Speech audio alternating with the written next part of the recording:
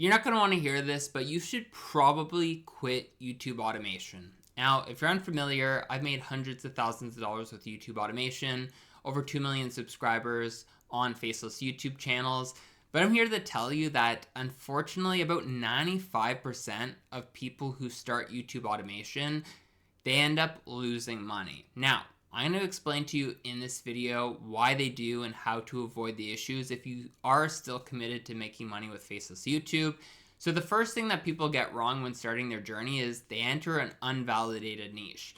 They don't know if there's any demand. They don't know how much supply there is. They don't know if it can make them any money. So they're basically just hoping for the best, and usually that doesn't pan out, especially in a competitive environment like YouTube. Alternatively, they may use a very high cost production system where they're spending hundreds of dollars per video without any skill. So they just lose money very fast. They never make it back, and then they quit. They also don't know how to package their videos. So they don't know how to make the titles, the thumbnails, and that really detracts from people wanting to click on their videos. Or they decide, I'm just going to make passive income by only earning through ad revenue. And while that can make you some money, it isn't the be all end all of making money with a YouTube channel. So this is why 95% of people fail, but there's still lots of opportunity for the 5% that do it right.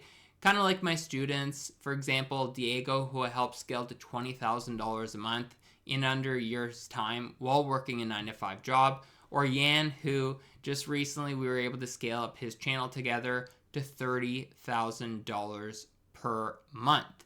Now, here's what I want to share with you in this video. I want to share with you a system that does not require hoping your niche will be profitable, because you want this to be a successful endeavor, and what that effectively means is you want some certainty around what the end result could be. You don't want to simply guess at topics for your videos. You want to have a robust system where you have data to support your decisions so that you get the most return on your videos as possible. And it's not going to require you to burn thousands of dollars on freelancers that tell you they're sick all the time, that give you your videos back late, and that just underperform. This system that I'm about to share with you that's worked for myself and my students is going to avoid all of these typical issues with YouTube automation. So, diving into it, you're going to be learning in the rest of this video about the AI operator model. So this is how I run channels, my students run channels, and this is the best way to run a channel that's going to make you money and keep your costs as low as possible. So what we're going to be doing is having an efficient opportunity identification for niches. So what this means is we're actually understanding, is demand in our favor, is supply against us, and can we actually grow in this niche successfully? And we're going to do that by looking at the metrics that prove to us that there is good opportunity in the niches we want to pursue. Next, for topics, we're going to again validate demand for the videos that we're making so that we're not throwing them out into the market and just hoping something sticks. And because topics are so important on your channel, if you can get this part right, you're going to get much more returns for your efforts. And then finally, I'm going to be teaching you a very low skill requirement, low time investment system for creating your videos. That's not only going to allow you to spend less time on your channel and more time just collecting cash, but it's also going to improve your video quality so you don't have to rely upon your own skills when running your channel. So what this is going to give you is confirmation of your channel's potential. So you're not building a channel that'll only ever make you $2K a month and you're trying to make $10,000 a month. It's also going to be a manageable channel commitment, because if you gravitate towards my content, you're probably someone that's working a busy job, you have a family, you have other responsibilities. So you can't spend 30 hours a week working on your YouTube channel, and you're going to get faster results because your video quality will be much higher than if you were to go at this with the current skill sets that you have. Now, the first thing that we want to look at is the niche validation process. So we want to validate the growth and income potential of the niche we want to pursue. So under the AI operator model, we want to use tools to support our decision making. So one of them is going to be finding niches that are in favor or in alignment with the type of money that we want to pursue. So for example, let's say that we're using TubeUp to find a channel that can make us $5,000 a month. It's going to pay for extra vacations. It's going to pay for healthcare costs. It's going to cover our car payments, so on and so forth. Maybe we want to see channels that are less than 6 months old. We're going to go faceless and monetized, $5,000 per month, which is our goal. And we want to filter for English channels.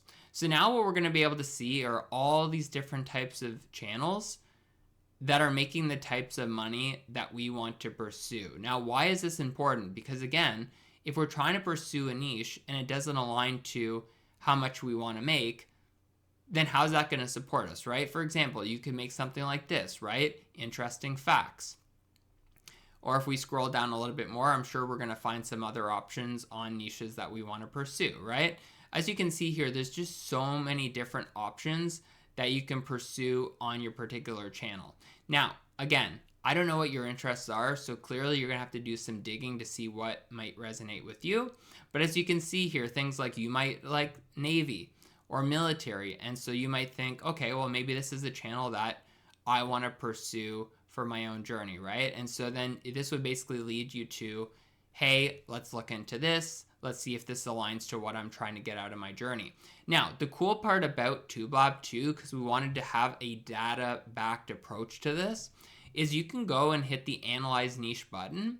And what this is going to do is it's going to do an assessment of the niche itself. So what this is going to show us is going to be the following. We'll just let it load for a second, but it's going to give us those key insights that we need to determine if the channel or the niche is going to be what we want. So here you can see, for example, that the market size is not that large, so the demand for the content is not massive. It is rather saturated. As you can see, expect a lot of competition. That's not really in our favor, right? So ideally, we want these to be as high of a score as possible. Anything over 70 is good. Unsaturated, again, we want it to be a score of 70 or higher. That means less supply in the market, which means less competition, which means that all the demand in the market will be filtered towards our channel if we can find something more unsaturated. And profitability in this case just simply means the RPM. As you can see, it's a little bit low in this case. Usually I advise that people pursue niches with $5 or more RPMs, because you really want to still have your ad revenue as a substantial part, or at least a meaningful part of income, right? It may not be everything that you earn on the channel, but we want it to be enough for it to still be worth your while. Now, once you've found a niche that meets your interests, that meets your income goals, and that is basically showing positive indicators in these different areas, we can talk about ideation. So you've set up your channel, you know what you want to create in terms of content. Now let's talk about the ideation process. So how do you pick topics that people want to watch so you don't waste your time and money making videos? Because again, we're taking the AI operator model. We want to do things properly. We want to get the most results possible. So I recommend using vidIQ to come up with topics for your channel. So let's just say you decided that you're going to build a channel around loving houses, right? So in this particular case, it's talking about affordable living. So maybe this is the type of channel that you want to build yourself, right? So we're building this channel. How do we find topics in this particular niche that we can pursue? So my recommendation is you use the vidIQ trending button. You don't have to use this. You can just look at the stats here. But if we open this up, what we're going to see is that it's actually going to identify for us videos on the channel that are getting high viewership. So you can see 312 views per hour on this video, 3 days old. You have 12 days old, still getting 159 views per hour. My recommendation for you is we want to focus on videos that are getting over 50 views per hour. Now, why 50? Yes, it's kind of an arbitrary number, but it shows us enough data that people are still interested in these topics, which means if you were to pursue them yourself, then you can take advantage of people interested in them. So for example, 12 US towns offering you $50,000 to move there 2025. So think about this. We're now in 2026. Wow, that's a topic people are very interested in. Got over 100,000 views on the video, still getting interest right now. You could come up with a video that's 15 US towns offering you money to move there in 2026. Now you're adding something new and novel to the market. It's an update. It's new towns, new cities. That's what you want to think about, right? Because if you start to use different tools and strategies to make videos, but you're not making videos on the right topics, your channel is just not going to grow. You're going to burn money, and you're going to be like the 95% that don't do this right and don't make any money. So you want to use that ideation approach for coming up with topics for your channel. If you want to take this one step deeper, you can even just look up on YouTube the video you're thinking about making. So it could be like 12 affordable US islands where you can actually retire. If that's a breakout video on this channel that you're using as a reference point, I highly suggest searching the topic that you want to create based on that reference point. Because if everyone else has had the same idea as you as a way to come up with new topics, and you create a video in the same style, same format, same everything, the chances you're going to actually get a very positive ROI on that video is pretty low because it's already been done. You're not adding anything new to the market. So it's for that reason that you want to do the supply search as well to see what's out there. Now, the next part of the process is the editing process. So this is definitely the most daunting part of the process for the average person. And this is where a lot of people end up failing as well, right? So they can kind of get their heads around ideation. They know how to pick a niche, or kind of at least. But now they're putting themselves in a position where they don't know how to produce the videos, or they're trying to do it themselves, but they don't have the skill. It's taking a lot of time, costing a lot of money to outsource. Look, we're in 2026. AI is your friend, not your foe. So we want to use AI to help us make the videos that we can then release on our channel and start to scale up dramatically. So the tool I recommend, especially if you're growing a channel like this, which is basically going to be a lot of stock footage, third-party footage, etc., is the tool called VidRush. I've been using it to great success. Highly recommend you give it a look if you haven't already. So how VidRush works basically is that it kind of operates as a prompting system. So what you do is you just simply enter in the title of your video, what you're going to get based on topics that are trending well on your role model channels. You're going to give it some context. So in this case, make a video about the cheapest places to live in the United States and how people can move to these places to become financially free sooner. Include up-to-date facts and stats in the video, include jokes and humor. Fantastic. So you're basically creating a prompt around what video you want the tool to make for you. Now, here's where the cool part happens. Next, what's going to happen is that the tool is going to take in all that data, and it's going to start to do research. It's going to start to create the script. It's going to select the voiceover that you selected and then apply it to the script itself. So you have free reign over what kind of voiceover you want to use. It's going to take about 1 hour for the video to be generated by the tool, so you won't just get it instantly, but it doesn't take any work on your end, so you can kind of set it, forget it, come back, get your final video, which is going to be rendered out in a timeline like this, okay? So it kind of looks like an editing software that you would use on your computer. However, all of this is already done for you automatically, which is super cool. Now, you may be thinking, well, Adam, how is this that great, or how is this that different than outsourcing? Well, creating videos with this tool is so much more cost effective. As you may or may not know, I'm a CPA, so I'm very focused on the financials of things. And so here's where most people go wrong, is that they start outsourcing. Maybe they don't get the best freelancer. Maybe they just have a very high cost of learning. So I want to just kind of compare what you're going to pay for the same video quality outsourcing and then using AI, specifically VidRush in this case. So let's say that you're outsourcing a video that's 10 minutes long, very standard quality, kind of something similar to this with stock footage, third-party footage, basic edits, right? You can expect to pay roughly $75 per 10-minute video. Now, let's say you're making 10 videos per month, right? So you're uploading around 2 or 3 videos per week. It's going to cost you roughly $750 per month, which quite frankly is much more expensive than the average person starting YouTube automation is willing to pay. So clearly that cost in and of itself is going to prohibit some people from starting their journey, continuing their journey, especially if they don't see instant results.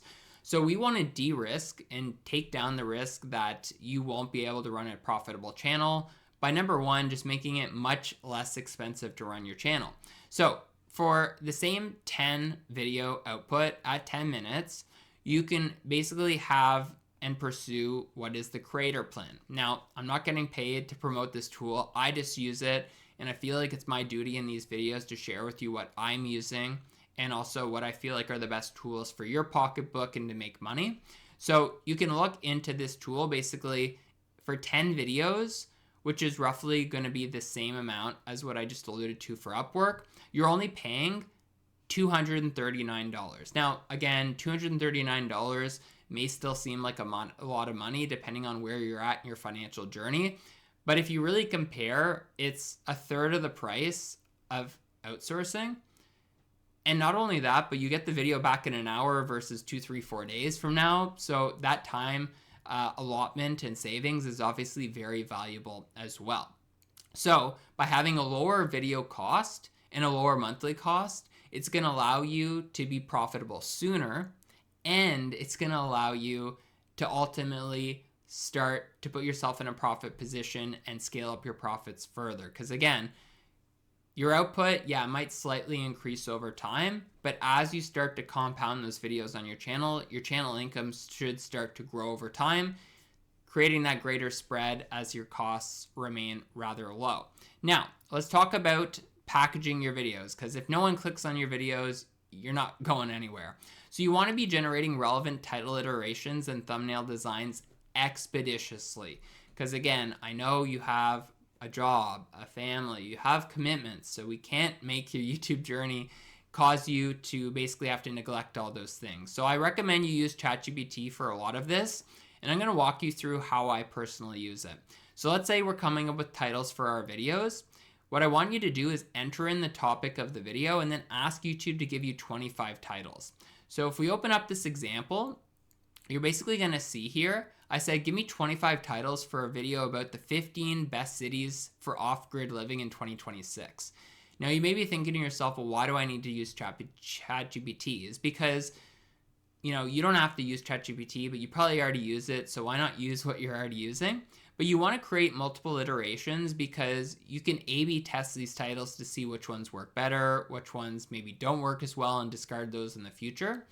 And so why I like to use this tool is because I just don't have to think as much going through the process. And what I found is that it comes up with creative angles for titles that then I can use and just streamline my production process. Now, thumbnails takes a little bit more time, I will be real with you, but my recommended approach is to use ChatGPT for image generation, depending on the niche that you're pursuing, okay? So first, you're gonna wanna describe what you wanna see on the thumbnail, and then you're gonna overlay the text. So let's say that we're building a video on off-grid living. It's very easy to make images with ChatGPT these days. The image function is now very relevant and very useful and very effective. So here I said, generate a thumbnail of an ideal US city that is perfect for off-grid living. Make sure that there's a blue sky in the image. Do not include any text. Now you may be sitting there thinking, well, Adam, why don't we just get them to make the text as well for us so we don't have to do it?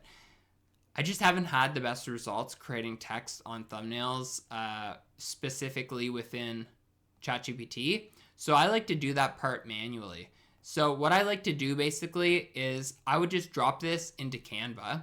Then within Canva, or you can use Photoshop, you can use even like PowerPoint, crazy enough.